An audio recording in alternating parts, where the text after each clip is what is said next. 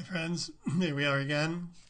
And a few more questions that we didn't get a chance to go through. New picture. This one is no photograph. This is just a painting that I did of a favorite restaurant of mine in Paris that you can see through the window there. Okay. Kathy asks, when I meditate, should we carry emotion with us or stay neutral? Very good question. You know, emotions get in the way of everything. Emotions are what keep people from seeing the law of attraction, for one thing, come to pass. Emotions are what keep you from getting your goals. Emotions are the bane of healings. Healers have to be emotion-free. Meditators should be emotion-free, totally emotion-free. When I'm healing, when I do healing, when I teach healing, I must be in a position to where I don't care if the healing is a success or not. Now, what do you mean you don't care? Of course, you must care. You wouldn't be healing in the first place. There's a difference. My intent is to heal, of course, but emotions are simply thoughts that have negative or positives attached to it. The more emotional, the higher your brain waves also. The more emotional, let me define an emotion first of all. An emotion is any thought that has like or dislike attached to it. The more like, the more emotional. The more dislike, the more emotional. And you know something? When you're truly emotional, you can't really think. Let me give you an example. Anger is a dislike emotion, of course. What happens when you get angry? Well, a little bit of anger, well, that'll stir you up a little bit. It makes you stronger. It makes you'll even be a little sharp. You may even be thinking a little clearer. A little bit of anger. But what happens when you really get angry? When you get so angry that you're furious, now your emotional state, your brainwave activity goes up so high that you do not consider consequences. And when you don't consider consequences, all kinds of problems come about. So you want to keep your emotions in check. Now, how do you do that? Well, when you're meditating, you are concentrating usually on your mantra or on one particular subject. You should be emotion-free. So to answer Kathy, be as emotion-free, as neutral as you can. Now, that goes right along with some of the following questions, because the next questions all have to do with healings.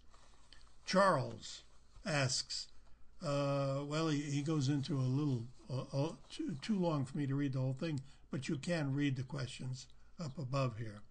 Basically, his question is, he's got too much energy. That to me tells me he is too emotional. Emotions are energy. You want to be neutral. And now I can't heal myself anymore like I did in the past. So I suppose that he could heal himself at one time in the past. I'll answer you in just a moment, Charles. But Sherry is asking a similar question. Sherry says, I suffer from real anxiety and migraines weekly because of money and family stress. Well, she's asking, what can I do about it? And then Julie asks a question also, because Julie has chronic back pain for over 25 years. Could I suggest a technique that programs healing over a period of time? Well, you know, when I can help you, I don't actually want to suggest a technique if I can help you. The technique that I'm about to do is called a dwaddle. What is a dwaddle? Well, first of all, I have to be emotion-free, so I don't care, one way or the other.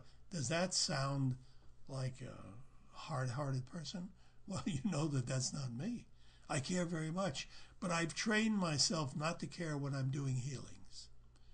I must be in the neutral zone, and to put me in a neutral zone, I'm going to draw a dwaddle. Now, what is a dwaddle? A dwaddle is simply a figure that I'm going to draw on a piece of paper. Here's a blank piece of paper. I'm going to draw a dwaddle to help Sherry with her migraines, to help Julie with her back, but she's had it 25 years. I don't care. What's the difference, 25 minutes or 25 years? If a healing is going to heal, it's going to heal. It's going to work. And Charles, well, I don't know what your problem is, Charles. You just say you can't heal yourself. But what I'm doing for these three, I'm doing for everyone else, because I'm doing what is a general dwaddle. Now, what is a dwaddle? You'll see in just a moment. I'm drawing a representation of a person. I'm having, there's the migraines, and then the back pain, and for Charles, I don't know what his problem is. Okay, this is a dwaddle. Now, that seems to be kind of a nonsense thing, but you know, this is a wonderful healing device. Now, this is what I want you to do. Every one of you who's watching this, who's in any pain, I want you to, I'm going to hold this up here like so, and if you can stop the video right here, stop the video, or if you can't stop it, let me just hold it. What I want you to do, if you have any problem at all, is run your eye around the perimeter. Run your eye all around, around and around, round and around for 30 seconds. Don't be concerned. Don't think about your pain. Don't think about your problem.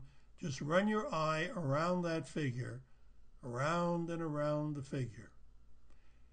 Now, if you can stop the video and do it, that's fine. But I've held it up here for just about 30 seconds. Now, why do I say 30 seconds? Because that's long enough. I've done this for many, many years. If I told you some of the results, some of the healing results we've gotten from the dwaddle, it's difficult for me to believe. So I wouldn't accept you to believe it. Just do it. Just do it. And you'll let me know. Let me know in your comments before next Friday. The dwaddle. That's what it's called. Don't bother looking up in a dictionary. I made it up myself.